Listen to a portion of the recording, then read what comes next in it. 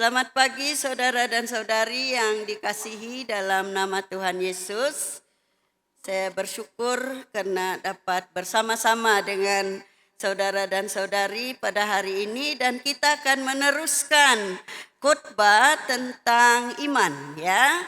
Saya percaya minggu lalu kamu sudah diberi makna iman, sudah diberitahu apa itu iman ya, sebagaimana yang kita baca dalam Ibrani pasal 1 ayat yang ke-7. Bukan saja pengertian tentang iman, tetapi juga saksi-saksi iman atau teladan-teladan iman. Dan pada pagi ini kita akan melihat seorang tokoh iman. Ya, seorang tokoh iman yang kita sebut sebagai salah seorang bapa leluhur kita, yaitu Abraham. Abraham merupakan saksi iman yang tersohor dalam Alkitab. Ya, dialah model terbaik orang-orang beriman. Jadi kalau mau beriman kepada Allah, bacalah bagaimana Abraham beriman kepada Allah, dan kita akan didorong supaya kita juga seperti Abraham sangat beriman kepada Allah. Nah, saudara dan saudari, Abraham juga disebut sebagai bapa iman orang-orang percaya. Dalam Roma pasal 4 ayat 11 hingga 12, Abraham disebut sebagai bapa iman orang-orang yang bersunat maupun orang-orang yang tidak bersunat. Nah, dalam konteks Roma ada orang Yahudi dan ada orang bukan Yahudi. Bermaksud dia, Abraham juga boleh kita sebut sebagai bapa iman kita, karena kepercayaannya kepada Allah dan keyakinannya akan janji Allah. Dan Rasul Paulus menyebut Abraham sebagai orang yang begitu beriman sehingga dibenarkan di hadapan Allah. Kita boleh melihat ini dalam Roma pasal 4 ayat 3 dan ayat 9, Galatia pasal 3 ayat 6, Yakobus pasal 2 ayat 23, dan Ibrani pasal 11 ayat 12. Penulis surat Roma, Galatia, Yakobus, dan Ibrani menegaskan bahwa Abraham orang yang begitu percaya kepada Allah, begitu yakin akan janji Allah, sehingga dia dibenarkan di hadapan Allah. Abraham juga sabar menunggu pelaksanaan janji Allah. Kita boleh lihat ini dalam Ibrani pasal 6 ayat 13 hingga 15. Dan Kejadian pasal 2 ayat 12, pasal 15 ayat 5 dan 17 ayat 5. Dia tidak tergesa-gesa untuk mendapat jawaban daripada Allah. Dia tidak tergesa-gesa untuk mendapat penyelesaian daripada Allah. Dia sabar menunggu pelaksanaan janji Allah. Dan selain itu kita melihat Abraham berjalan dalam iman sepanjang hidupnya. Nah, iman menghubungkan kita dengan Allah. Melalui iman atau kepercayaan kita menjadi umat Allah, menjadi anak-anak Allah. Demikianlah Abraham. Dia seorang yang beriman kepada Allah. Dia dijadikan contoh yang paling baik dalam Alkitab tentang orang yang beriman.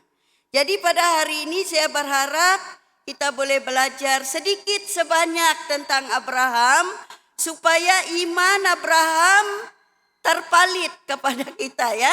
Maksudnya kita dapat belajar daripada kesaksian Abraham yang begitu beriman kepada Allah. Nah, kita akan melihat 3 perkara berdasarkan Ibrani pasal 11 ayat 8 hingga 17. Ayat 8 hingga 12 kita akan melihat bagaimana Abraham karena imannya menyahut kepada panggilan Allah. Dalam ayat 13 hingga 16 kita akan melihat bukan saja Abraham, tetapi tokoh-tokoh iman yang lain, saksi-saksi iman yang lain menyaksikan iman mereka melalui ketaatan mereka dan melalui perjalanan iman mereka. Dan ketiga, kita akan melihat ini sebenarnya seperti flashback ya, seperti imbasan kembali bagaimana Abraham rela mempersembahkan Ishak, anaknya yang dijanjikan oleh Allah karena imannya. Jadi mari kita bertenang, beri perhatian, kita mendengar apakah yang dikatakan tentang iman kepada janji Allah, kesaksian iman Abraham. Nah, saudara dan saudari yang dikasihi di dalam nama Tuhan Yesus, di dalam ayat 8 hingga 12, kita diingatkan kembali oleh penulis Ibrani bagaimana Abraham sebagai tokoh atau saksi atau model atau teladan iman menyahut panggilan Allah. Nah, kalau mau memahami ini betul-betul perlu melihat Kejadian pasal 12 ayat 1 hingga 8. Di mana Abraham dan Sarah dipanggil oleh Allah meninggalkan tanah air mereka, pergi ke tempat yang tidak diketahui. Allah kata, berangkatlah, saya akan memberitahu kamu di mana kamu akan tuju. Jadi Abraham dan Sarah, hamba-hamba mereka dan binatang ternakan mereka berangkat. Abraham dan Sarah meninggalkan saudara mara mereka, meninggalkan bapa Abraham, ya, yaitu tanah tumpah darahnya. Mereka mentaati perintah Allah. Mereka meresponi atau menyahut panggilan Allah. Nah, kenapakah Abraham yang sudah mewah duduk selesa di tanah tumpah darahnya sanggup berangkat untuk pergi ke tempat yang tidak diketahuinya? Saudara dan saudari, rahasianya karena hubungan pribadinya dengan Allah. Abraham benar-benar mengenal Allah secara pribadi. Dia bersandar kepada Allah sepenuhnya, bukan separuh-separuh, bukan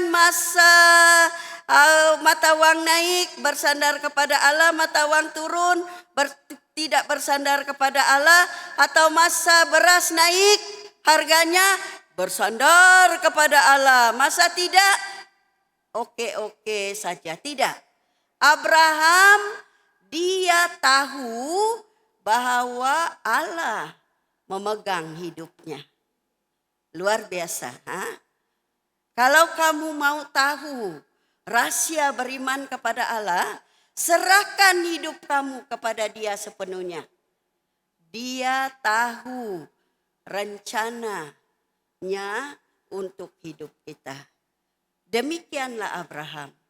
Seorang yang sudah kaya raya, yang selesa, yang dihormati, meninggalkan kemasyurannya, meninggalkan kemewahannya, meninggalkan zon keselesaannya, pergi ke tempat yang tidak dia tahu pun di mana. Karena dia tahu masa depannya di tangan Tuhannya. Saudara dan saudari, ketaatan Abraham kepada Allah disebabkan kepercayaannya kepada Allah yang dia sembah. Dan keyakinannya terhadap Allah yang berjanji dan setia kepada janjinya. Abraham tidak ragu-ragu terhadap Allah. Kepercayaannya tidak mengikut emosinya, tidak mengikut moodnya. Bukan waktu dia bangun, dia letih, dia tidak mau berdoa, tidak mau membaca Alkitab, tidak mau melibatkan dalam persekutuan doa, malah yang mendengar melalui YouTube, ya biarlah ikut dengar recording sajalah. Tidak ya, Abraham tidak seperti itu. Moodnya baik, tidak baik, dia tetap percaya kepada Allah. Dia tetap taat kepada Allah. Dia imannya juga, kepercayaannya juga tidak mengikut keadaan. Ada orang imannya pasang surut, ya. Tahu pasang surut kan? Tidak perlulah saya jelaskan. Jadi imannya ada masa pasang, ada masa surut. Abraham tidak, saudara dan saudari. Dia bersandar sepenuhnya kepada Allah. Dia mempercayakan hidupnya kepada Allah. Jadi imannya disaksikan melalui ketaatannya kepada perintah Allah. Apabila Allah berkata pergi ke tempat yang akan kuberitahu kelak, berangkat dia bersama istrinya, hamba-hambanya, binatang ternakannya. Dan kita tahu siapa yang baru balik dari tanah suci, dari Israel, tahu apa itu padang pasir, ya. Padang pasir luas, ya. Waktu itu belum ada kapal terbang. Mereka dengan keldai berpindah, tidak tahu di mana. Kalau hari ini ada Waze, ada Google, dulu tidak ada. Dia hanya dengar perintah Allah dan turut perintah Allah. Abraham sanggup berangkat ke negeri yang akan diterimanya menjadi milik pusakanya. Lalu ia berangkat dengan tidak mengetahui tempat yang ia tujui. Ada satu cerita ya, mungkin ada yang pernah mendengar tentang Albert Einstein. Dia orang bijak pandai. Satu hari dia naik kereta api. Jadi orang yang mau lihat tiketnya, minta dia mengeluarkan tiket kereta apinya. Dia kata, mana sudah ini? Dia cari-cari, tiada tiketnya. Jadi apabila pegawai ini kenal dia, tidak apa. Karena dia begitu kagum dengan Albert Einstein, ya. Tapi Albert Einstein kata, saya mau cari tiket saya karena saya lupa ke mana saya pergi. Abraham tidak lupa ke mana dia pergi. Dia tidak tahu ke mana dia pergi. Dia hanya mendengar dan taat kepada perintah Allah. Dia tidak ada blueprint sendiri. Tahu blueprint ya? Yaitu sasaran hidup. Dia bersandar kepada rencana Allah. Abraham menyahut panggilan Allah dengan berani. Nah ini pun satu hal ya. Orang beriman, orang berani. Kalau kecut, susah ikut perintah Tuhan. Kalau Tuhan kata pergi dan akan kupakai kamu di sana. Kalau kita tidak berani, kita kata biarlah, hantarlah orang lain ya. Tetapi Abraham seorang yang berani ya. Abraham berani melangkah dan berangkat ke tempat yang tidak diketahuinya. Bukan karena imannya buta, tetapi karena keyakinan sepenuhnya kepada Allah yang dia percayai. Apabila Allah berkata kepada dia dan Sarah bahwa mereka akan ada keturunan yang besar, sebanyak bintang di langit, sebanyak pasir. Seperti mereka tidak percaya juga karena umur sudah lanjut. Jauh sudah melalui menopause ya si Sarah.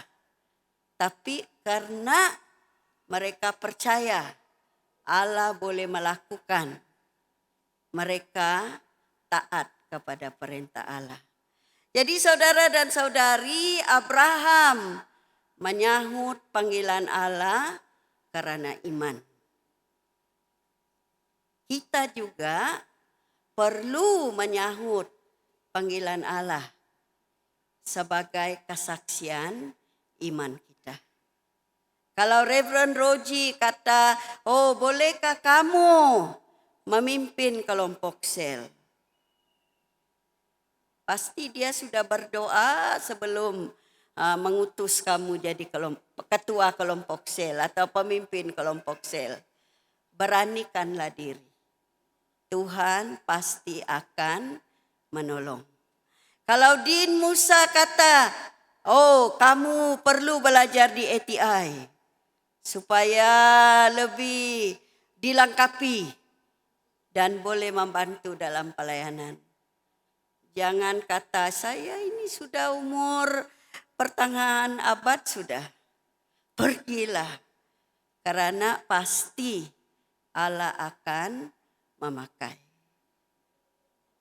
Saudara dan saudari, seperti Abraham, kita perlu menyahut panggilan Allah berdasarkan iman kita kepada Dia.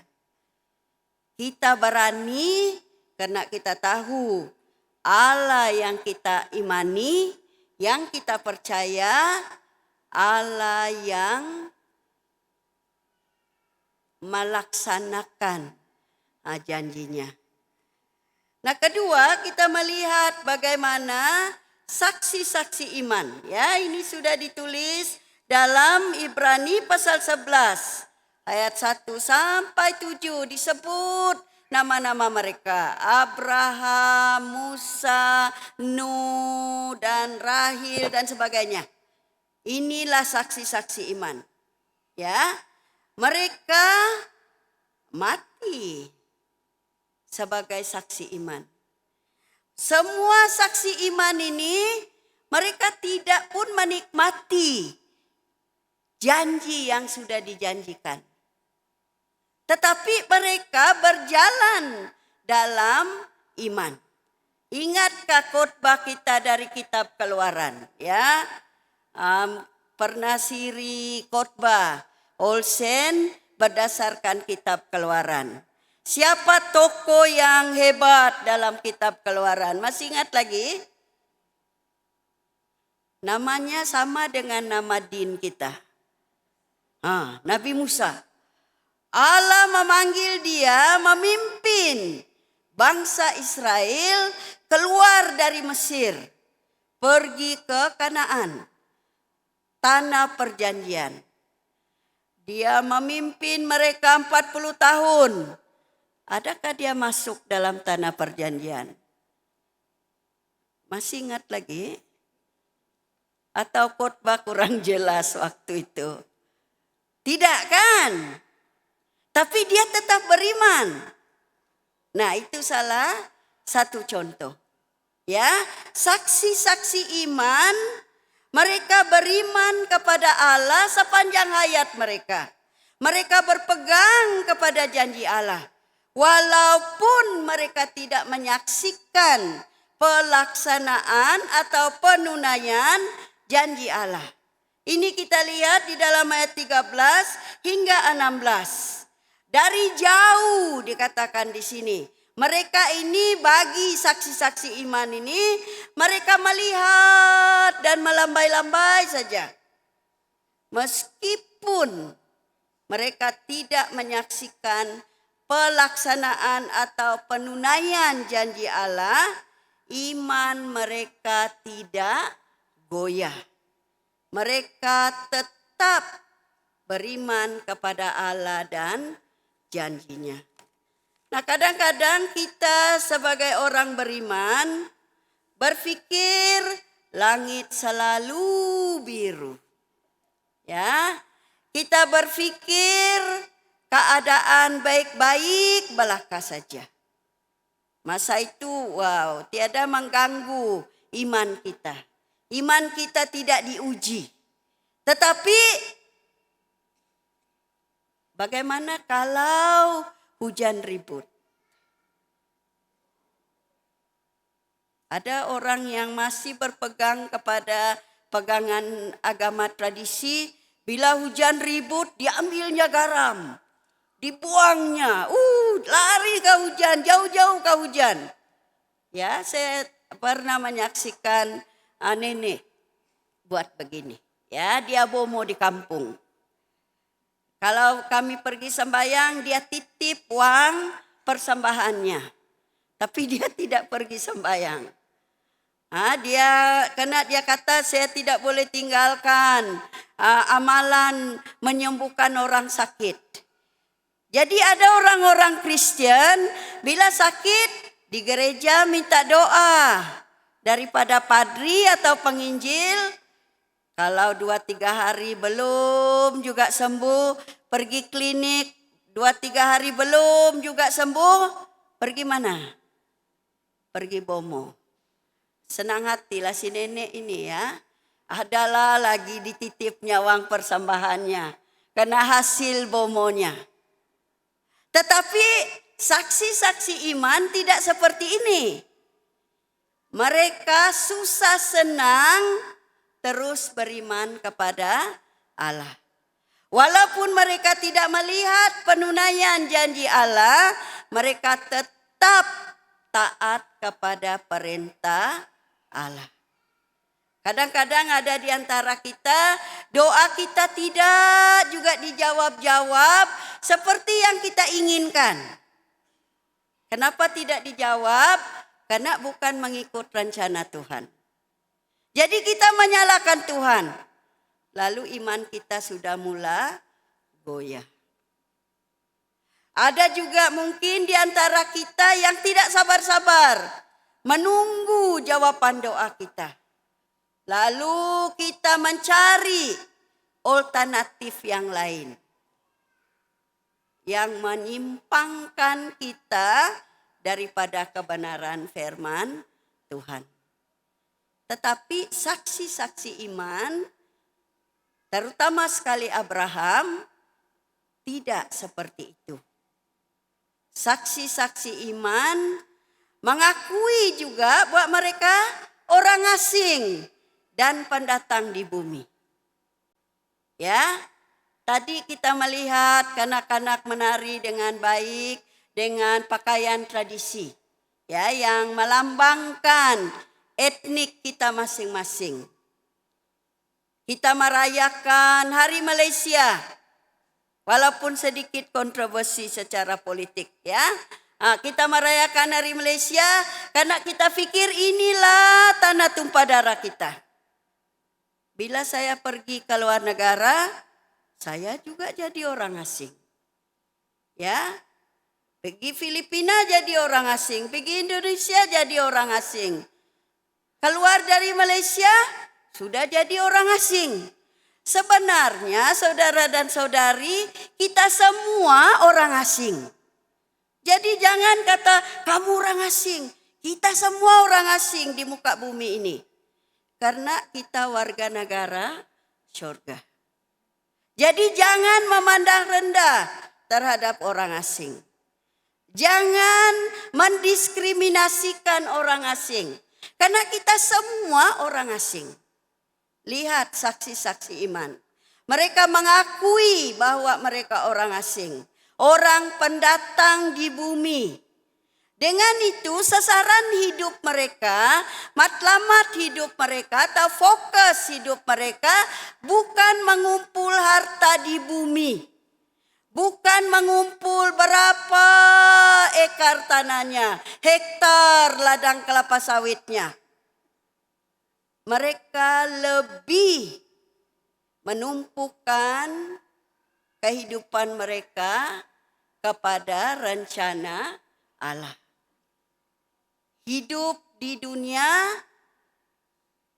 tetapi kita warga negara surgawi. Tidak salah kita membeli rumah, tidak salah memberi kereta, tidak salah kita menyimpan uang selagi kita berada di bumi. Tetapi jangan sampai itu menjadi sasaran hidup kita. Sehingga kita kalau dalam peratus Allah 10% saja.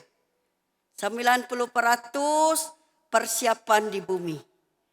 Sepatutnya 10% persiapan di bumi, 90% persiapan di surga. Abraham, Musa, Nuh, Rahil, Sarah, banyak saksi iman. Bacalah Ibrani pasal 11 sekali lagi. Mereka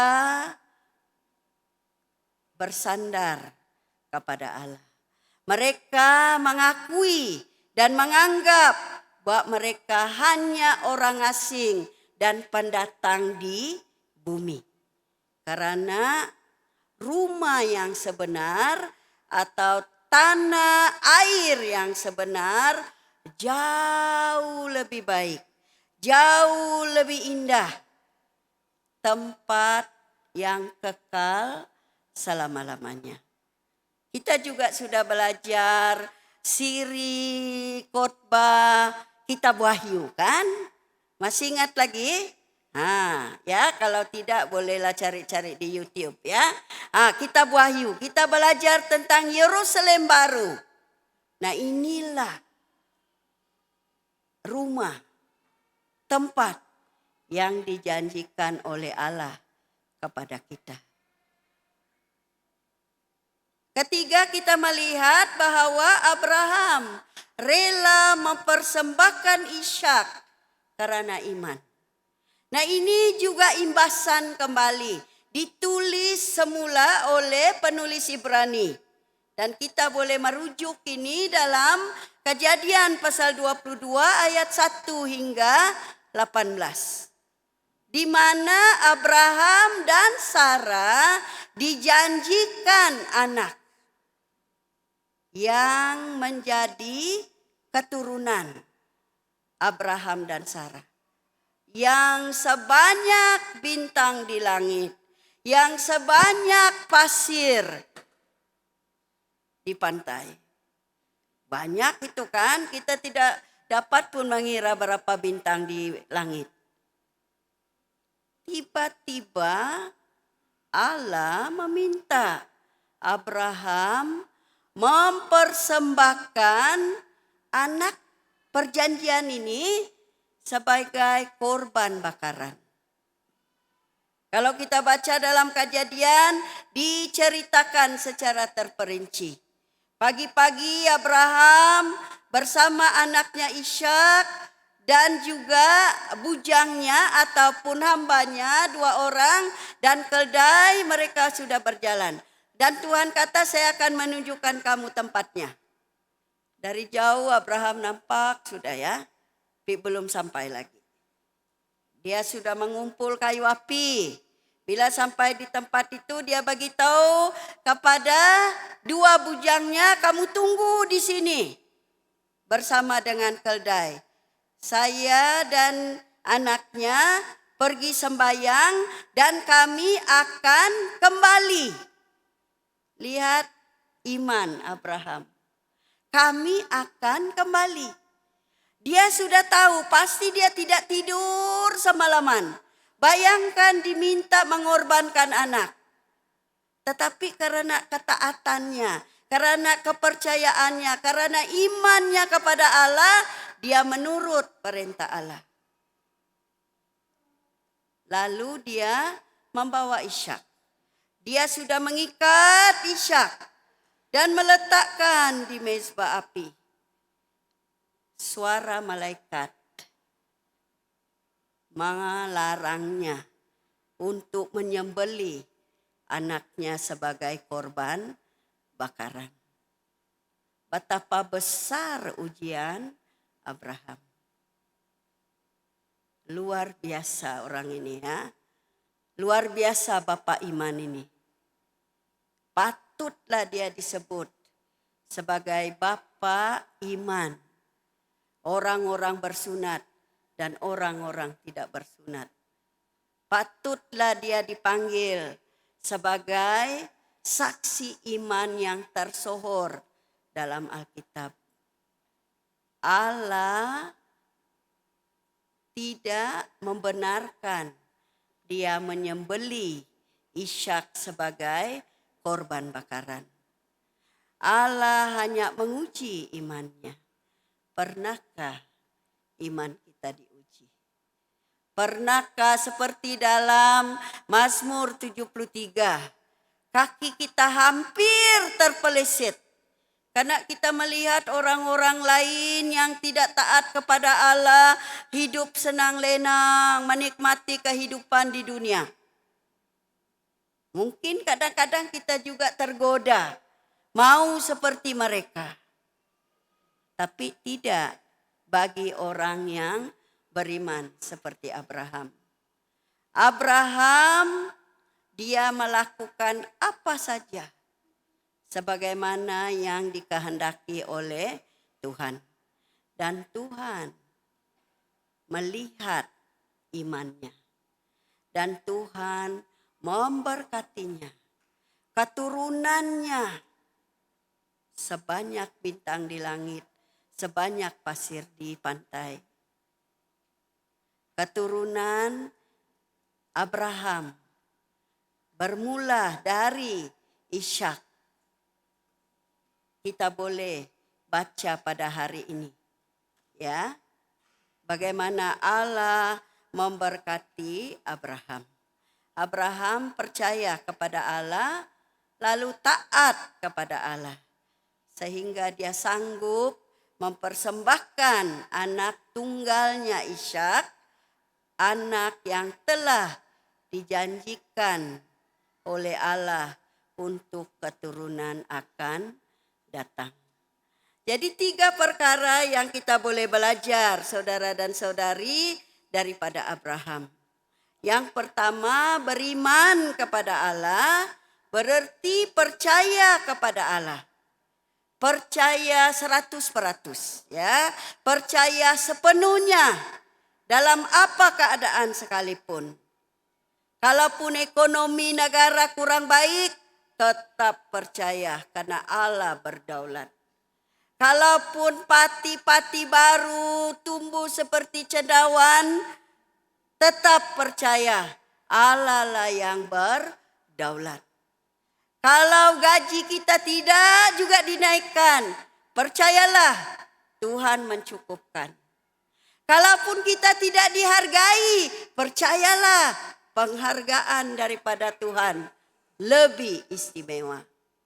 Saudara dan saudari, beriman kepada Allah berarti percaya kepada Allah. Dan iman kepada Allah menuntut keyakinan kita kepada janjinya. Kalaupun kita tidak menikmati penunaian janji itu, tapi generasi akan datang akan menikmatinya. Kalaupun pelayanan kita pikir tidak berhasil pada zaman ini, generasi zaman akan datang akan menikmatinya. Ketaatan kepada perintahnya sepanjang hidup. Beriman kepada Allah, yakin kepada janjinya, taat kepada perintahnya. Dengan itu saudara dan saudari yang dikasihi di dalam nama Tuhan Yesus, marilah kita beriman kepada Allah melalui anaknya Yesus Kristus dan taat menurut perintahnya. Bukan hari ini saja, bukan tahun ini saja, tetapi sepanjang hayat kita. Mari kita berdoa. Allah Bapa di sorga, Tuhan kami sangat bersyukur karena sekali lagi kami diingatkan betapa Engkau Allah yang baik. Melalui anak-Mu Yesus Kristus, Engkau mengasihi kami. Bapa di sorga, saya yakin Engkau mengasihi setiap orang yang ada di sini, maupun yang mengikuti kebaktian ini melalui Facebook atau YouTube. Bapa di sorga, saya juga yakin bahwa Engkau mempunyai rencana yang indah bagi kami semua. Bapa di sorga, tolonglah kami supaya kami terus beriman kepadamu, terus berpegang kepada janjimu, dan terus taat menurut perintahmu. Di dalam nama anak-Mu Yesus Kristus, kami berdoa dan mengucap syukur. Amin. Terima kasih, Tuhan memberkati semua.